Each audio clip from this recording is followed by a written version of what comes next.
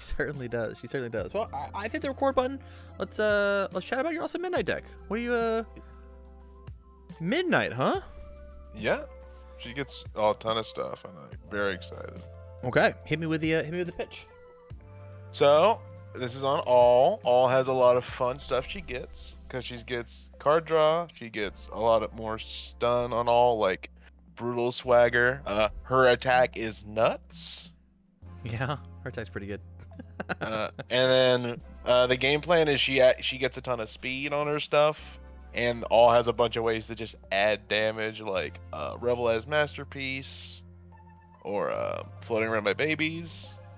But also, all these attacks have pretty big base damage numbers of like 6, so like Flex Your Might is just another way to get more card draw and more stun effectively. Right. Forcing them to be like, you either gotta block this like 8 speed, 8 damage move, or you gotta take 8 and then commit a foundation. Yeah. Yeah, that's pretty good.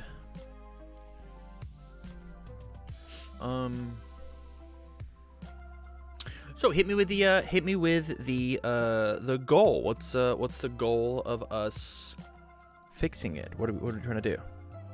I want to trim down the foundations more, because right now it's at like about 70 cards, but I want to trim it down to like 60-ish. Okay. Because I have like 21 attacks, so I think I have too many foundations. But I haven't gotten to test it, and there's like so many cards. I'm like, oh, this is cool, and this is cool, and I'm like, I just don't know what to cut. Right.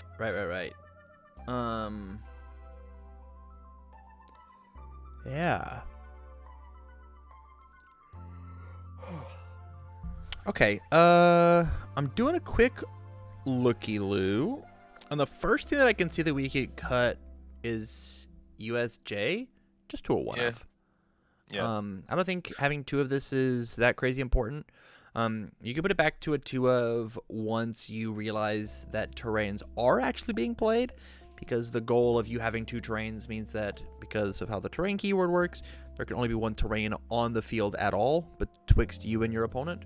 So if you play 1 and then they play 1, you don't have access to yours anymore, and so you'd have to play a second one back on top. At the same time, this is not a foundation, so it is tough whenever we want to commit foundations to use our cool ability. That this card is green and not gray. Yeah. Things like showing off. How you feel about this card?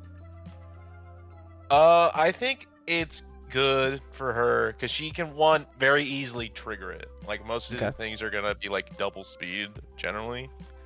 And it helps her play out attacks because she's constantly tapping stuff. So it's hard. So stringing out multiple attacks is the tough part for her. And like getting that first attack to be like not counter as progressive can go a long way if I'm trying to play like a 3rd or 4th attack. I think it's really good exclusively for this card. Playing this on a 5 is very good. Man, I don't know. It's just this says I have to commit 2 cards essentially to make this happen, because I have to commit 1 with Midnight and then 1 with Showing Off, right? Yeah. Whereas opposed to Hatsume flips the card in order to give it the damage and then it doesn't count. Which is why I think that's very good. But it's a 2/4/2 low block, and like Talented Baker is just like a better version of this card. It's just like a better card. Because like all you have to do is just like commit your face, discard 1 card, draw 1 card, and then these are all off to the races.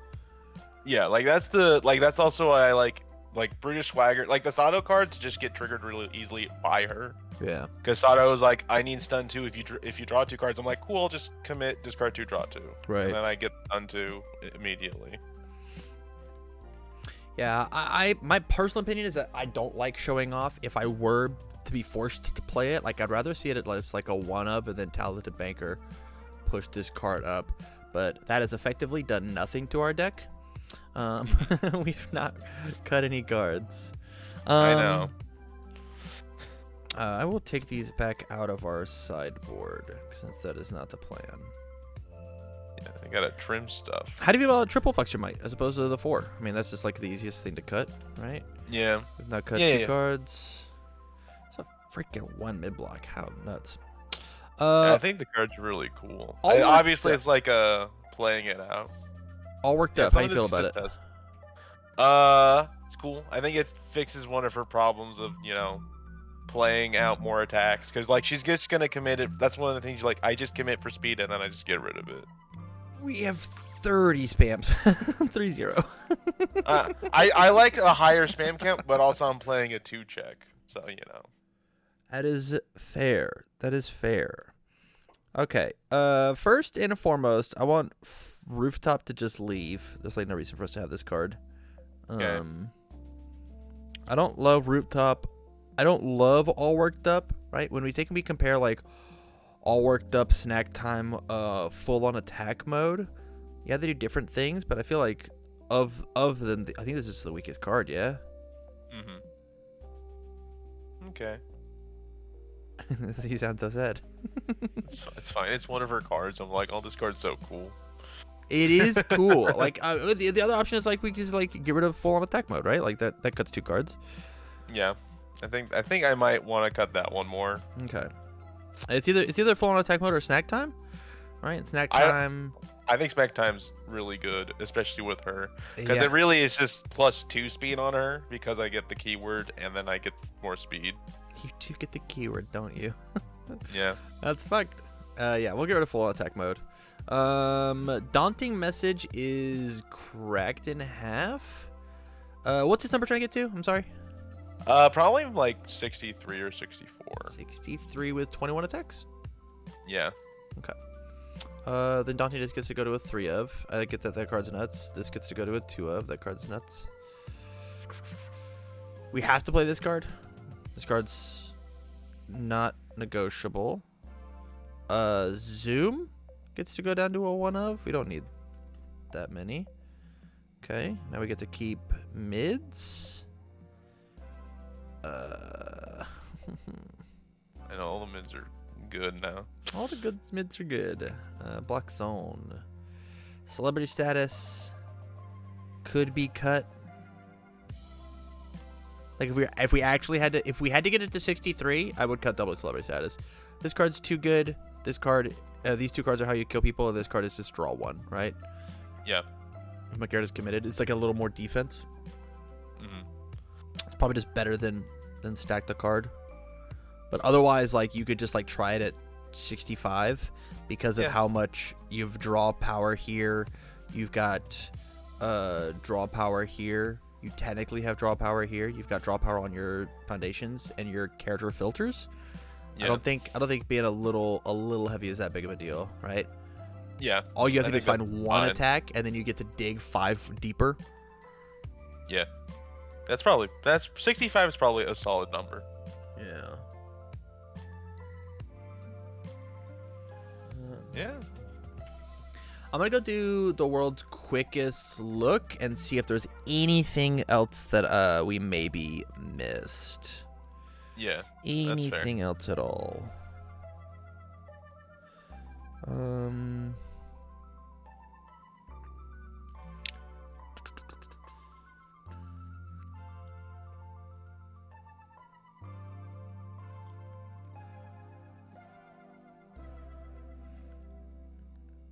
Yo, trying to play Heroic Clash or what up? Yeah, I also was very intrigued by Heroic Clash, especially because of it's a printed 7 for Flex Your Might, and then it has 4 keywords, so she just makes it 7/7. Oh my goodness!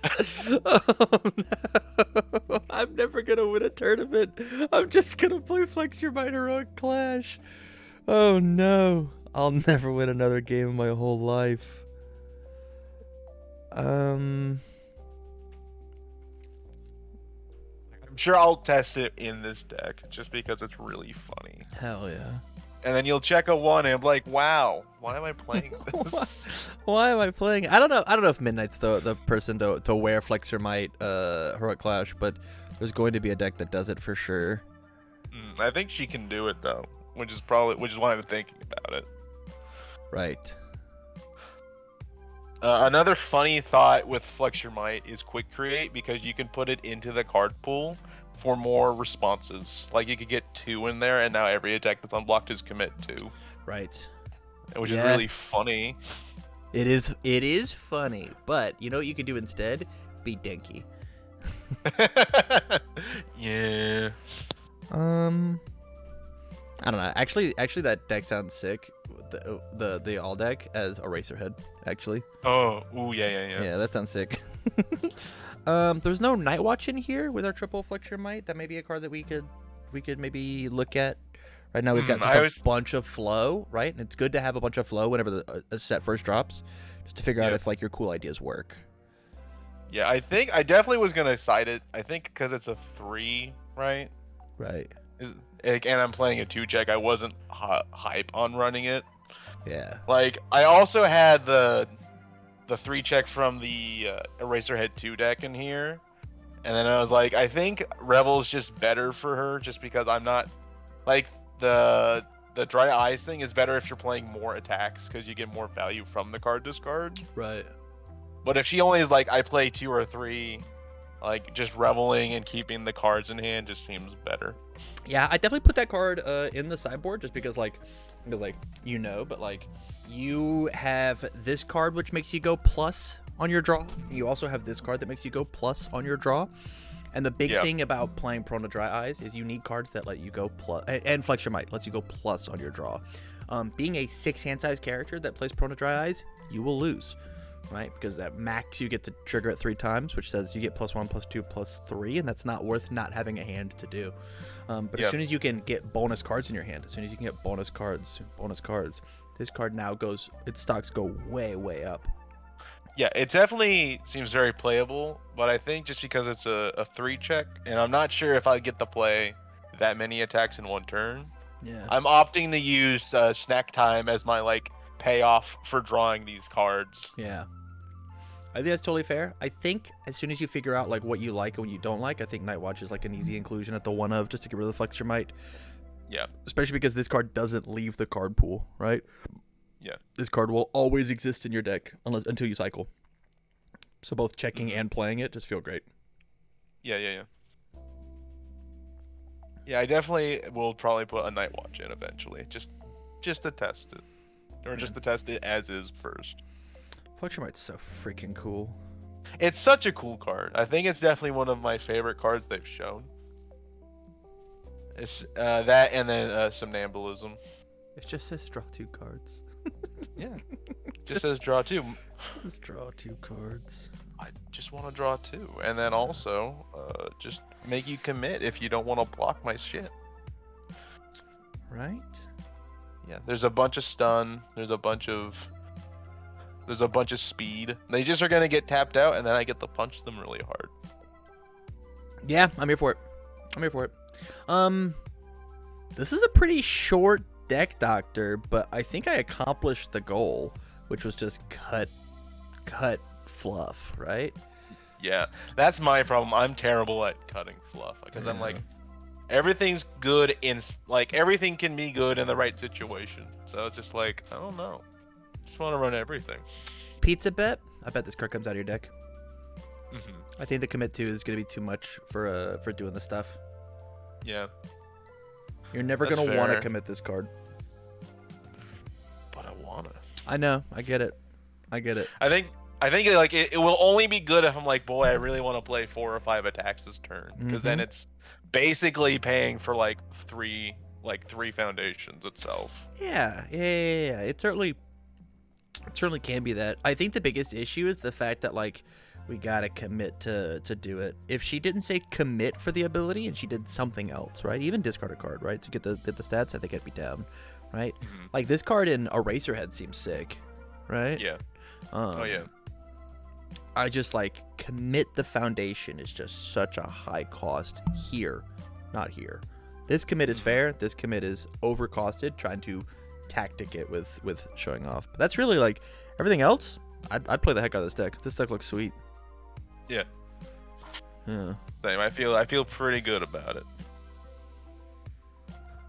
Hell yeah, man. Right. Any final thoughts? No, I think that's the gist of it.